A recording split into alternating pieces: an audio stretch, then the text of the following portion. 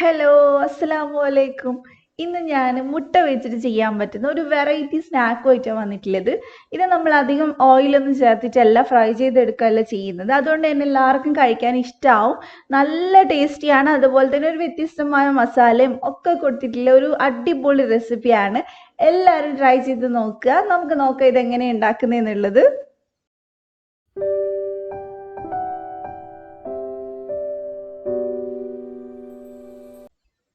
ഇതുണ്ടാക്കാനായിട്ട് ഞാനിവിടെ ഒരു sauce pan വെച്ചിട്ടുണ്ട്. അതിനകത്തോട്ട് ഞാൻ കുറച്ച് ഓയിൽ ഒഴിച്ചെടുത്തിട്ടുണ്ട്. ഒരു 1-2 ടീസ്പൂൺ മതി.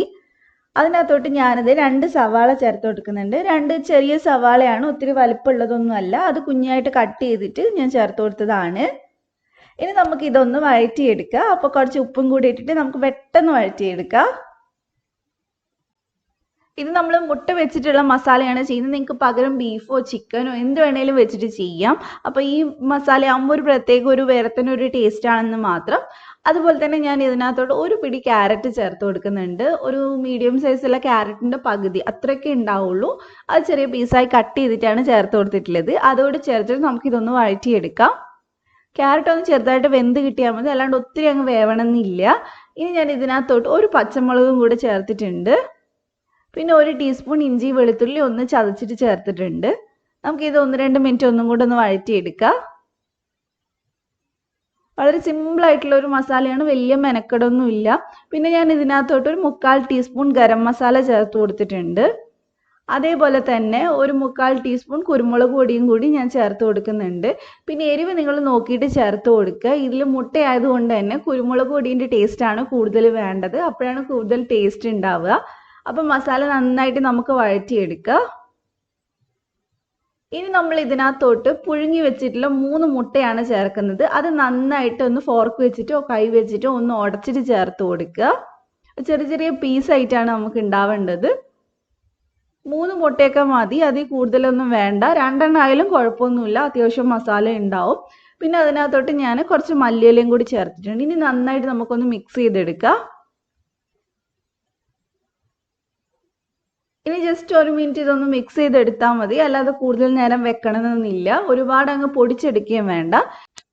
ഇനി ഇതിലേക്ക് ഞാൻ കുറച്ചും കൂടെ കുരുമുളക് പൊടി ചേർക്കുന്നുണ്ട്, ഒരു 1/4 ടീസ്പൂണും കൂടെ. അപ്പോൾ എരിവ് നോക്കിയിട്ട് നിങ്ങൾ ചേർത്ത് കൊടുത്താൽ മതി. അപ്പോൾ നന്നായിട്ട് മിക്സ് ചെയ്തെടുക്കാം.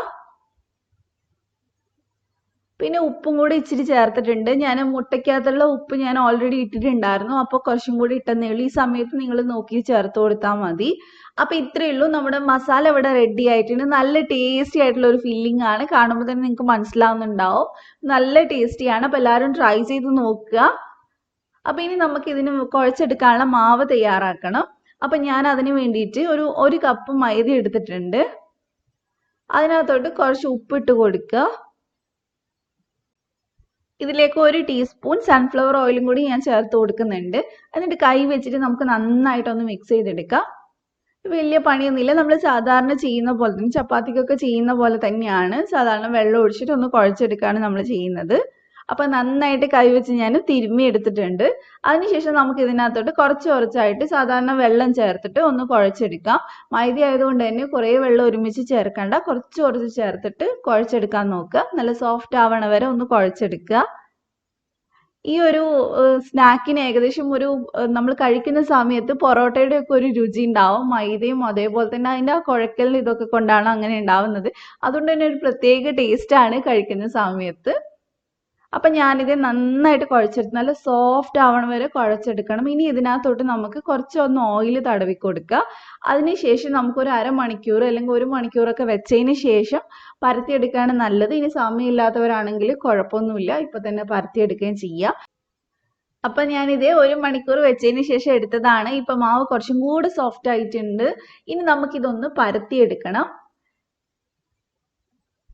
നമ്മൾ ഇതിൽ ചെറിയ ചെറിയ ബോൾസ് ഉണ്ടാക്കി എടുക്കാൻ പോവാണ്. ചപ്പാത്തിയുടെ അത്രയും വലിപ്പമുള്ള ബോൾസ് വേണ്ട, ഏകദേശം ഒരു പൂരിക്കൊക്കെ എടുക്കുന്ന ആ ഒരു വലിപ്പം മതി ബോൾസിന്. കാരണം നമ്മൾക്കിത് ചെറിയ ചെറിയ സ്നാക്ക് ആയിട്ടാണ് ഞാൻ ഉണ്ടാക്കുന്നത്. നിങ്ങൾ വലിയ ബോൾ എടുക്കുകയാണെങ്കിൽ ആ സ്നാക്കിൻ്റെ വലിപ്പവും വലുതാവും. അപ്പോൾ അതുകൊണ്ട് നിങ്ങൾക്ക് എങ്ങനെയാണോ വേണ്ടതെന്ന് വെച്ചാൽ അതിനനുസരിച്ച് എടുക്കുക. അപ്പം നമുക്കിനി ഇതൊന്ന് പരത്തിയെടുക്കാം. ഇത് പരത്താനാണെങ്കിലും സിമ്പിളാണ്, നമ്മൾ ഒറ്റ ഡയറക്ഷനിലേക്ക് പരത്തുന്നുള്ളൂ. അത് നിങ്ങൾക്ക് കാണുമ്പോൾ മനസ്സിലാവും. ഇതേപോലെ മുകളിലേക്ക് മാത്രം നമ്മൾ പരത്തിയെടുക്കുന്നത്. നീളത്തിലാണ് നമുക്ക് വേണ്ടത്. അപ്പൊ ജസ്റ്റ് ഇതേപോലെ ഒന്ന് പരത്തിയെടുത്താൽ മതി.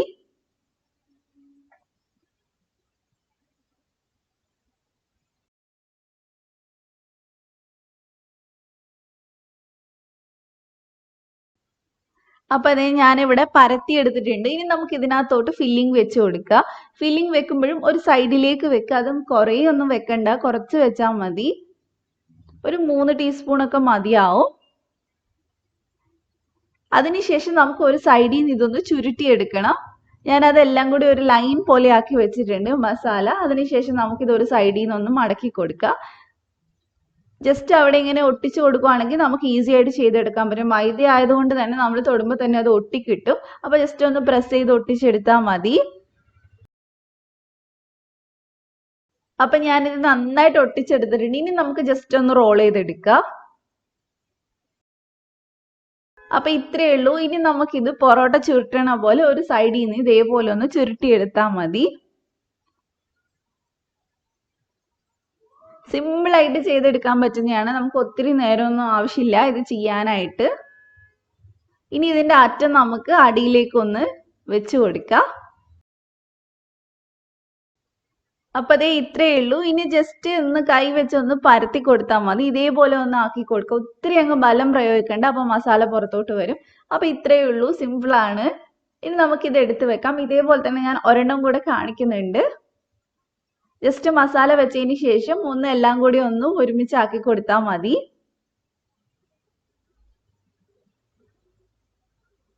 ഇത് മുൻപ് ആരെങ്കിലും ട്രൈ ചെയ്തിട്ടുണ്ടോ എന്ന് എനിക്കറിയില്ല. ട്രൈ ചെയ്തിട്ടുണ്ടെങ്കിൽ കമന്റ് ഇടുക. ഇതേപോലെ തന്നെ വേറൊരു റെസിപ്പി ഞാൻ ഇട്ടിട്ടുണ്ടായിരുന്നു. അത് ഞാൻ കഴിഞ്ഞ ദിവസം കമ്മ്യൂണിറ്റിയിൽ ഇട്ടിട്ടുണ്ടായിരുന്നു. അപ്പൊ അതിന് ഒരു വ്യത്യസ്തമായിട്ടുള്ള ഒരു മസാല ഒക്കെ കൊടുത്തിട്ട് ചെയ്തതാണ്. അപ്പൊ എല്ലാവരും ഒന്ന് ട്രൈ ചെയ്യുക. അപ്പൊ അതേ ഇത് നമ്മളൊന്ന് നന്നായിട്ട് ഒട്ടിച്ചെടുത്തിട്ടുണ്ട്. ഇനി ജസ്റ്റ് റോൾ ചെയ്തെടുത്താൽ മതി. അപ്പൊ നിങ്ങൾ ഉണ്ടാക്കുന്ന സ്നാക്കിന്റെ വലിപ്പം എന്ന് പറയുന്നത് നിങ്ങൾ എടുക്കുന്ന ബോൾസിനനുസരിച്ചിരിക്കും. അപ്പൊ ചെറുതായിട്ടാണ് കാണാൻ നല്ല ഭംഗി ഉണ്ടാവുക. അപ്പൊ അതേ ഇതേപോലെ നമ്മൾ പൊറോട്ട ചെയ്യുന്ന പോലെ ഒന്ന് ചുരുട്ടിയെടുത്താൽ മതി.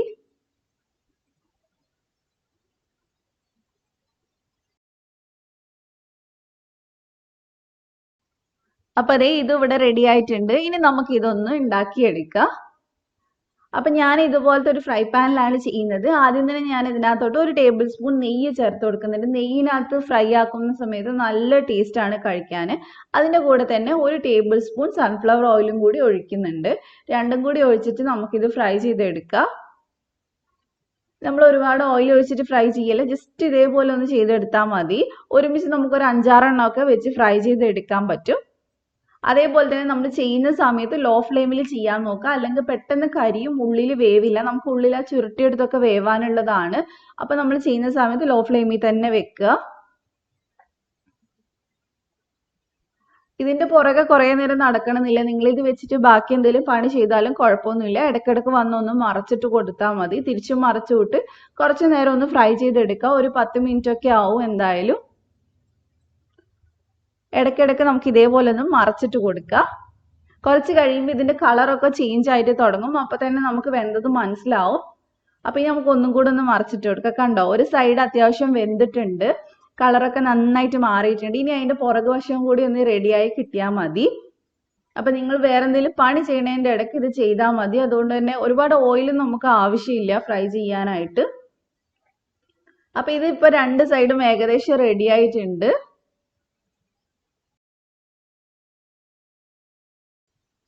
അപ്പൊ ഇനി നമുക്ക് ഇതിൽ നിന്ന് എടുത്ത് മാറ്റാം. നല്ല ഭംഗിയില്ലേ കാണാനായിട്ട്? ഇത് ചൂടോടെ കഴിക്കാനാണ് കൂടുതൽ ടേസ്റ്റ്. അപ്പൊ അങ്ങനെ കഴിക്കാൻ നോക്കുക. പിന്നെ ഇതിന്റെ കൂടെ സോസ് ഒന്നും വേണമെന്ന് നിർബന്ധമില്ല. ഇത് ചുമ്മാ കഴിക്കാൻ നല്ല ടേസ്റ്റ് ആണ്. അപ്പൊ നമുക്ക് ഇതൊന്ന് കട്ട് ചെയ്ത് നോക്കാം.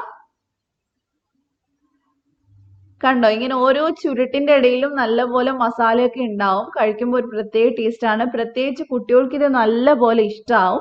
കാരണം ആ പൊറോട്ടയുടെ ഫ്ലേവറും അതേപോലെ തന്നെ മസാല, മുട്ടയുടെ മസാലയും ഒക്കെ കൂടി ആയതുകൊണ്ട് തന്നെ കുട്ടികൾക്ക് ഇത് നല്ലപോലെ ഇഷ്ടമാവും.